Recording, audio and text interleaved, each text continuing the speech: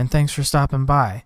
Today we'll be discussing how to group widgets in AwesomeWM. Now, I saw Just a Guy Linux do this in his AwesomeWM video recently, and I thought, that's a really nice way to group widgets together. And the first thing I thought about was grouping my down speed and my up speed together, because I had created them as separate widgets. But you don't have to do that with this. Let me show you how I ended up doing this. But first thing you'll want to do is go to WeBar, and if you don't know where WeBar is, you'll go to Menu Bar Configuration, Keyboard Map Indicator and Switcher, and then WeBar. And I want to scroll all the way down to the widgets that I have present. So I finally found a reason to make a variable out of CPU, memory, and my hard drive. I titled them my CPU, my mem, and my HDD. I took them out of the WeBar and I put them at the top here. But what I did was I took things like my CPU, my memory, my HDD, my net down, and my net up. And I went over here and made a local variable and I called it my stats. And I set this equal to webox.widget. And in this webox.widget, we've got my CPU, my mem, my HDD, my net down, and my net up.